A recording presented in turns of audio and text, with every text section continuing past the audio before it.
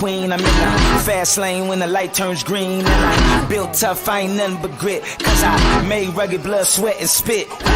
Yeah, like a horse I fly, better brace yourself in for a bumpy ride. I like to play hard, but I work harder, and I weather the storm cause I'm built stronger. What is up, ladies and gentlemen? We are back. We are live. It is the Freight Coach Morning Show, the top morning show in transportation, coming to you live every single weekday, 8:30 a.m. Pacific, 10:30 Central, to break down 3 industry headlines, or as many as we get to on this show, to provide some actual insight into what is going on in this crazy fucking market that we find ourselves in week in and week out. And the reality is this market is always going to operate this way. There is no good time for everybody. It is just, you have to show up and continue to execute day in and day out. I got a very special guest for you guys today, a guy who's got a lot of experience in the industry, and a guy who also likes to keep it real with individuals when we talk about what's going on out there. But before we do that, I got to give a shout out to my friends over at VHub. You guys are the ones who make this show possible every single day. It is no secret to anybody who's been in this industry for a long time. We all need access to trailers, right? We all need those assets. Our customers need them. If you're a carrier, especially, you're a small carrier, you should not have to shut down because your trailer's in the shop for a week. And then frankly, brokers, get creative in your sales approach. Create a drop trailer pool out there. That's the biggest hurdle you're going to face in the sales process is, do you have assets? Now you have access to them. And what they're working on right now, you guys, is trailers out there in Ron Burgundy country in San Diego. You get paid $600 to move these out to Texas. All right. They got them going to Selma, Texas, as well as Laredo, Texas. And then they also have some interesting round trip opportunities right now as well in Paragould, Arkansas, going to Orting, which is just outside of Tacoma, as well as Glade Spring, Virginia, which is going just outside of Tacoma as well. You get paid $15.50 to do that. And this is on top of the freight that you put in there. And then they have some round trip opportunities now where you can drop that trailer in Orting and then find more freight out of Olympia going. They also have them going to Dallas, Texas, and Houston, Texas. You get $5.50 to do that. And then they also have some in Olympia, Washington, needing to go to Durant, Oklahoma. And then, again, you guys, this is on top of that. So like you can get a couple $1,000s just by repositioning these, and that's to cover your fuel essentially on those miles. And they also have them in Frankfurt, New York, going to Dallas, as well as Frankfurt going down to Durant, Oklahoma as well. So again, you guys, we got to get creative. We get out there and you get paid to do this. And frankly, hit up my friends in the audience. Xavier Campos is already in. Stacy Steen, she'll be in there as well. And vhubapp.com, you guys, hit him up. I'm going to bring this guy doesn't need an introduction, but you know what? Here he is, Mr. Dan Hellman. He's joining me on the show today. He's with Hub Tech. What's going on, brother? How are you? Great. Thanks for having me. Dude, it's a pleasure. It's a pleasure, man. It's been a little bit, man. I think the last time we saw each other in person was probably the TIA conference in April. I ran into half of your team at the TMSA in June out there in Orlando. And so what's new in your front, man? You're all over. You've been in, how many times have you been down to Columbia in the past, 3 months? I swear it's every other week at this point. Yeah, we get down there every about 3 months or so. That's when we have our strategy sessions. So all the leadership gets together, start planning out the next 3-4 months and how we're going to continue growing everything. Yeah. And as always, I over-exaggerated the amount of times that he was down there. It's happened. So, so what's new, man? What's new on your front from your perspective? Like for those people out there who don't know what Hub Tech is, like, what do you guys do? What are you guys seeing out there in the market right now?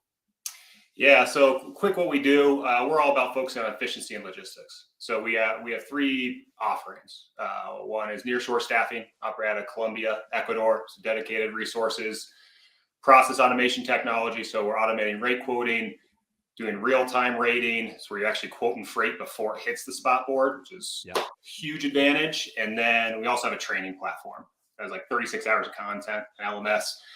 Real quick plug, we just finalized a partnership with LTNA and Troops of Logistics. So if you're a member of LTNA, you get a discount on training platform, and we make a donation to Troops of Logistics, which is an awesome organization.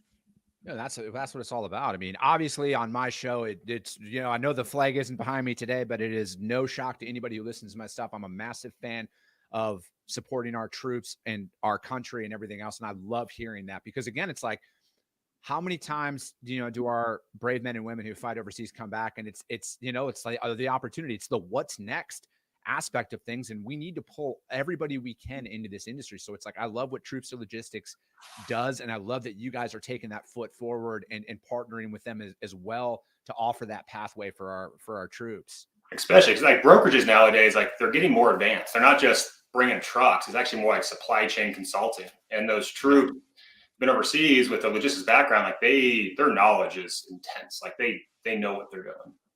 100%. I mean, Jesus, not everybody has a pretty face like Dan. No, I'm just kidding. All right, let's get some shout outs here in the audience. Xavier Campos, he's out here already. Drew Driscoll, good morning. Let's go. Michael, good morning. Let's get it. It's game time. You're right. Lane, good morning, sir. Lane Slover, good to see you, brother. Xavier has reefer repositionings as well out there. Sonny Sharma, orange shirt gang in the house. Henry Sheldon, he's out of sunny Miami, Florida right now. So it's a good morning for him every morning. He's also a member of the LTNA as well. Cody Hapke, happy fucking Friday. Let's fucking go. God, I love it. I love that. I love the energy we're bringing on this Friday. So dude, before we break down any articles right now, like, man, you've been in the industry for a long time. You were a broker prior to your current role and everything. And that's what I love the most about talking to people who've been through what a lot of people are going through right now for the first time in this industry. You know, it's a market shift. It's been volatile, but you know how, like, the volatility, at least from my experience, it never goes away. Like, it never is like easy, you know? And I think, like, at the end of the day, especially as a broker, our commodity, our product is our carriers. It's who we source. It's how consistent we are with that. Like, yes, price is always going to be a thing. And I love that we're getting more and more automated in our pricing capabilities and everything else. But like, the fundamentals of this industry is never going to change because, and I speak about this frequently, your technology is great, but it means nothing if you can't get trucks to show up. Yep. 100%. The thing is, like, yeah, there's some uncertainty in the market, but it's cyclical. It's been happening forever. When I first got into the industry, it was in 2007. And we all know what happened in 2008. It was terrible. And when I first got in the industry, I remember one of the experienced brokers I was learning underneath said, you can make a truck go anywhere if you have $2 a mile in oil. Yeah. So that's how much has changed. Like, $2 a mile, you can go from dead area to dead. It doesn't matter. They'll go anywhere for $2 a mile. And then the bottom dropped out and the rates plummeted. Like, we were paying like 69 cents a mile, 70 cents a mile. And I'm a firm believer in that if you do what you should be doing day in, day out, you're going to be fine. It's no time to freak out. It's just keep doing your job. Service your customers, service the hell out of your carriers, and you'll be fine. I personally think that you need to stop playing the market. I think you need to remove yourself from the market and isolate yourself as much as possible by not changing how you operate, whether it's in your favor, the shipper's favor, or the carrier's favor. I think that you have to remain hyper-focused on your processes, and the market will dictate if your processes are worth a shit or not. But I think, like, that's, you know, because again, it's like, to me, and I know everybody out there can say, oh, people don't do this, and fuck everybody else. You do you. If you're operating that way in a manner where it's mutually beneficial, you will have a carrier network who wants to work with you. Yes. You will have a customer network who wants to work with you no matter what. Mm-hmm. Yeah. And start tracking those metrics. And one metric that we used to track in my old brokerage was, you know, number of new carrier setups every single week, reutilization, even if it was like 1.5 loads per month, like whatever that metric is, like hone in on that. And so you're getting away from those one and done, potential double brokers, all the other crap that makes the industry look bad. Yeah, I'm right there with you. There's also a company called Broker Carrier, shameless plug, who can notify every carrier every time they run a load for you with one click of a button. It removes a bunch of steps. Just saying. I love it. Dude, but that's the thing though, is it's like, to me, that's how I learned how to broker. It was using the same trucks time and time again.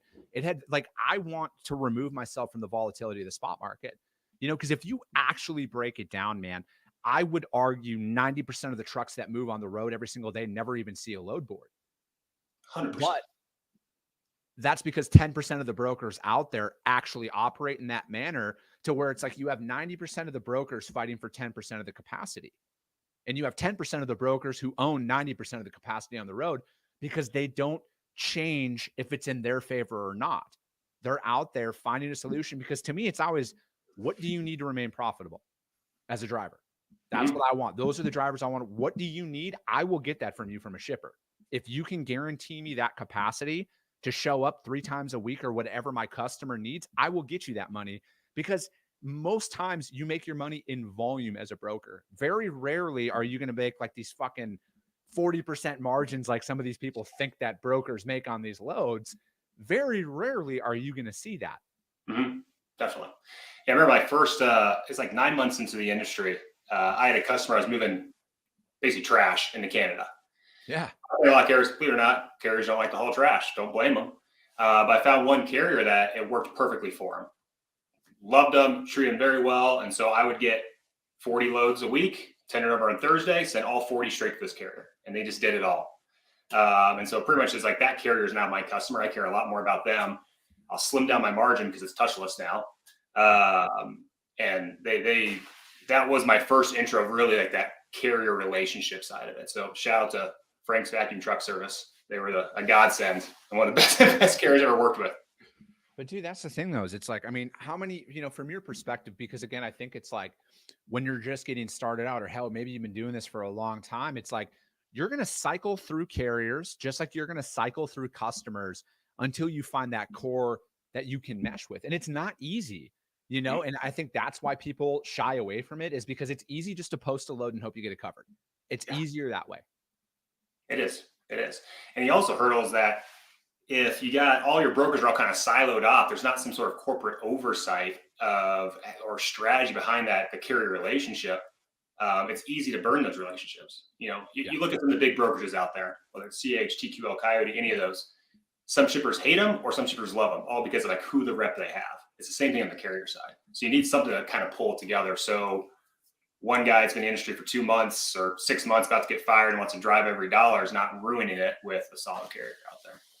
See, but I also think like that. It's, to me, it's like, it's just a fundamental training thing. It comes down, because again, it's like, I love making money.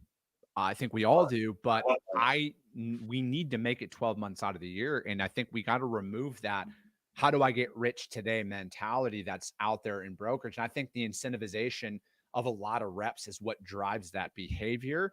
And then it's also a lack of fundamental experience in the industry. There's a lot of people out there who, frankly, they were never trained.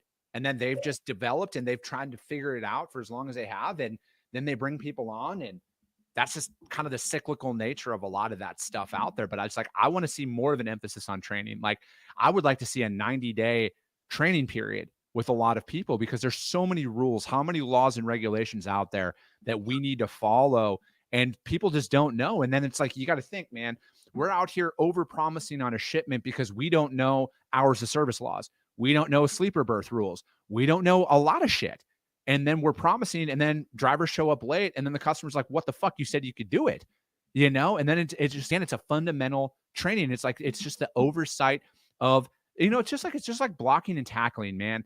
Like, going back to the glory days of fucking high school football and shit like that. But, it's like, you look at any successful, high-performing organization or athlete out there, like Tom Brady's in his 27th training camp, or however many fucking years he's been in the NFL. And guess what? He's still practicing outrights with his receivers. He's still practicing cover 3 defense, not because he doesn't know how to do it. It's so he knows how to act in the game. 100%.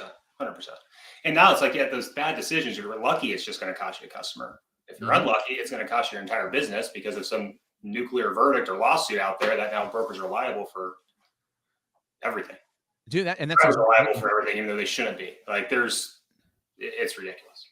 It is, and I mean, look at that C.H. Robinson case, in the news. We broke it down on here before, you guys, but you got to be fucking careful. You're not immune to this shit, and that's why, for me, when it comes to dispatch services and everything else, they got to have some fucking skin in the game, because they can't just like shy away. If they're the ones out there doing a lot of this shit and it causes an accident, I mean, what the fuck? Like, it can't all just fall on a broker. People need to be held accountable. I'm not a fan of fucking big government or anybody, but there needs to be a barrier to entry that holds people accountable, because we got to remove that Wild West mentality that's out here. I mean, case in point, that carrier in Colorado where the driver killed those 4 people because his brakes went out and everything else. That carrier reincarnated the next day. Mm-hmm. That's it's a fucking it's so easy and cheap for that to happen. And I mean, just entering into the marketplace, it's very easy and very cheap. It does not take much money at all. Dude, absolutely. Well, hey, let's try and break down some of these articles. As you guys could see, Dan and I could talk about everything that's not in the headlines right now and have a informative conversation. This first one, though, is from ttnews.com. It's Congress eyes finish line for freight-centric budget bill. And debate on a multi-billion-dollar budget bill targeting supply chain connectivity concerns, clean energy initiative, more clean energy. A vote on the $740 billion inflation reduction is expected in the House of Representatives on August 12th. So that's today. That the Senate passed the bill back on August 7th. Congressional Democrats governing the majority of both chambers have sought to debate the legislation for more than a year. This bill makes a tremendous difference at the kitchen table of American families, said Nancy Pelosi. Passing the Inflation Reduction Act represents a monumental step forward for our nation and our planet. I am deeply grateful. It's, to me, I didn't find how it benefits our industry like at all in this article. Yeah, I didn't see how it affects transportation whatsoever in the article. I did some other research just because, man, you hear about the bill being passed, and I'm like, I don't know how it affects transportation. The one thing I did see is that there's an item in there for you get up to $100,000 tax credit for mega carriers, like installing charging stations for EV vehicles, like per charging station. So that can help, move a little more green. But other than that, I didn't see anything on infrastructure, really, on parking or any of the other things that are really plaguing. I saw it as an entire push for green energy only. Yeah. That's all I saw it for. I mean, and of course, it's like, I don't know how spending more money reduces inflation. I'm not a fucking genius. I don't know how putting that stuff. Yeah, sorry, I went to community college to start. But yeah, I don't see it. And then especially, because like I was watching an executive from an energy company here at the Minnesota Trucking Association talk about EV and everything else out there. And again, it's just like, I think it's a lot further away. And like, I'm not opposed to new technologies that can bring greater efficiencies to the market, but to me, where they're currently at right now. And again, I went to I got my associate's degree to start before I didn't get into university right away. But the battery in itself weighs exponentially more than the entire power unit of a semi right now. That reduces payload, that reduces freight that you can put on there because, like, as you guys all know, 80,000 pounds is legal. How are we change? Like, that doesn't, I don't see how it benefits anything. And then furthermore, it's like the power grid in itself in its current state couldn't sustain any of this stuff. I mean, shit, California can't even keep the fucking lights on in a normal year. Yeah. I was at the BGSA conference in January.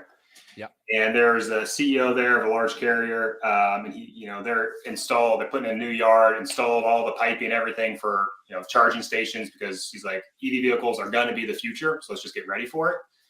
They had the city come out and inspect it. And they're like, yep, it's all great, but you're going to need more electricity than the entire city produces. It's just the infrastructure. It will get there. It's just not there yet.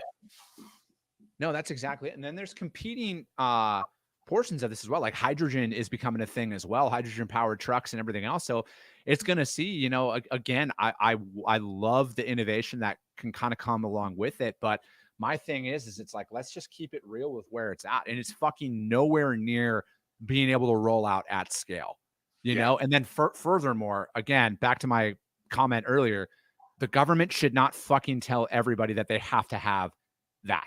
Like, traditional diesel trucks, that's my jam. I'm a big fan of them. And I just don't believe that we should have to be forced to run a battery powered vehicle if we don't want to. Like, it's pretty fucking simple to me. You incentivize a push, but you can't force anything. And what's always interesting, there's a comment, I don't know if it's that article, that there's an attack on the fossil fuel industry, which I didn't see it really, but maybe there's all sorts of stuff, crap just thrown in there. But what's always interesting, so my wife works in oil and gas. We are a very pro fracking household. But what's interesting is that, like, any conferences they go to, or every dialogue that their company has, it's all about conservation. Conserve, don't waste it, because it is a limited resource and we need it for in everything we use. Is just be more efficient with it. And so the mindset that big oil is just like burn the oil and kill the environment is so false. Like it's not.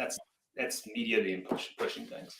Exactly. It's just like with a lot of the people I know that hunt are all about conservation of the animal, ethical everything, and of course you'll never fucking see that out there. They're not going around just killing every animal they can find, and exactly, just because on the ground. Roll Tide, So that article, you guys, is from ttnews.com. Congress eyes finish line for freight centric budget bill, which again didn't see much freight talk in there at all. And then this next article we're going to break down is from FreightWaves. Former Celadon officials had allegedly conspired to conceal tens of millions of dollars in losses, and the feds dropped fraud charges against the trucking executives. For a lot of you who don't know who Celadon is, just Google Celadon Trucking, and it will fucking tell a very interesting story. And I was actually shocked that they dropped this, considering it seemed like, a couple of years ago and following along. I won't say like I was religiously following this, but a lot of the information that I had read in the past, I'm actually shocked that some of this stuff got dropped, because this was a big deal, man. Because I remember I was 18 or 19 when this went down. I think it was 18. Yeah, it was and I remember reading about when it first came up, and honestly, I kind of forgot about it just because ADHD kicked in, focusing on all this other stuff. So I was like reading back of like what they're all charged with, and holy shit, man! Like I'm surprised. I'm intrigued to see why it was actually dropped. Like, what was the rationale? Now we'll probably never hear about it again. It was like, whoop, we're out, not charging. That's exactly it. Because I mean, like, I'll pull this out right here. The indictment, it was in 2016 that Celadon knew the value of a substantial portion of the company's trucks had declined in value, in part to a slowdown in the market. Instead of counting for this decline in truck values, the executives and others devised a scheme that caused Celadon to conceal tens of millions of dollars in losses from its shareholders, banks, and investing public. The indictment also claims that the former employees schemed with an Indianapolis-based truck dealer to trade hundreds of the company's older and unused trucks for newer used trucks. If the overvalued trucks had been sold at their fair market value, Celadon would have suffered massive losses, according to the indictment. And it was like, it's just fucking insane to me. It's like, how is all of this out there that this is what happened? I just don't see how it got dropped. I could put a pretty big guess out there on how it got dropped. I'm sure there was some substantial donations to a certain person's reelection campaign that came through, but because this was a big deal, man. Like, you got to think, like, they fucked over not only their employees, but every shareholder out there. They built for a lot of fucking money. Oh yeah, because weren't their drivers also stranded once they shut down? Their drivers got stranded out across the country, all over the country, and they were essentially told in plain freight coach English, "Fuck yourself, figure it out on your own." Yeah, get some fuel money and get back. Yeah, exactly. There was nothing for them. They were just left all out there. And yeah, man, it's wild. It's wild to see some of these things that come down, because it's like, I like the standards, the precedent that sets is what I don't like, and I think like there's a lot of things out there where accountability, I think, is like the biggest thing that's lacking, back to how a carrier can, the Colorado incident where they can reincarnate within 24 hours. And everything else, like the accountability is what's missing. And I think like if there was harsher penalties for people who actually break the fucking law, I would hope it would deter people from actually committing these acts, but it's like a lot of people are like, fuck it. If I can look at it. I mean, we're not talking about like 50 grand here, you guys. We're talking about tens of millions of dollars that is being fraudulently hidden, and they're scot-free. He said, I'm sure there'll be some appeals court. I'm sure something else will come about. But like when the feds drop the fraud charges like that, that's insane to me. Like, it's absolutely insane. And that just opens up the door for more fucking criminals, in my opinion, who are like, well, fuck it, let's roll the dice, 100%. I mean, it's the same thing with like, back when I was on the broker side, when I first started off, they'd always talk about, a load was late. Like, oh, you can threaten to call the police because the load's stolen. Like, there's no crime with that. Like there's no accountability that if really like someone loads because of all the regulation and everything like that. It's like there's nothing that's that's incentivizes people to not do it. The same thing with this instance.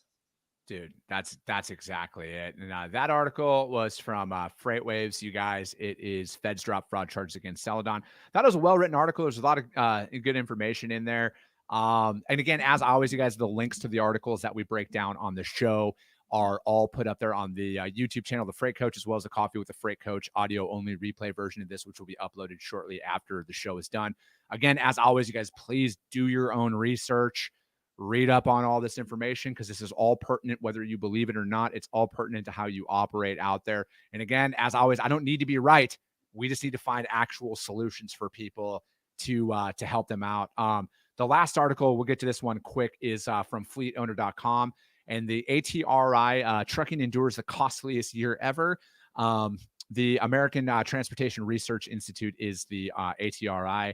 And obviously leading contributors to this were fuel, which was 35% higher than in 2020. Repair and maintenance, 18.2. Driver wages, 10.8.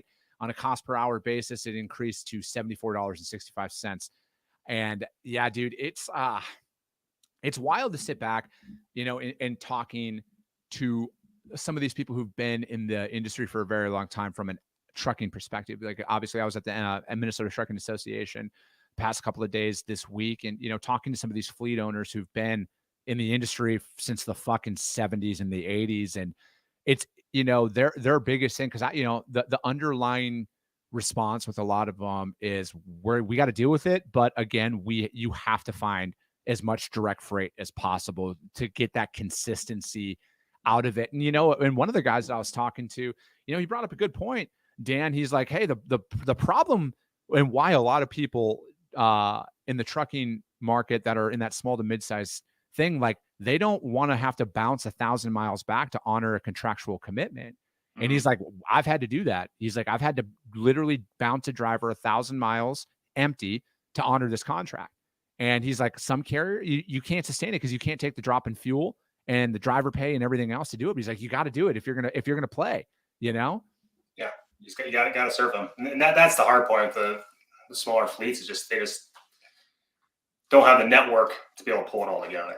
But looking at that article, I was surprised to see. I thought insurance costs would make up a much larger percent. Just over the years, it would have really gone up. So I was actually really surprised to see that it was still relatively flat in a percentage amount. Now the whole cost is going up, which therefore that increase is going up. But I was really surprised to see that one.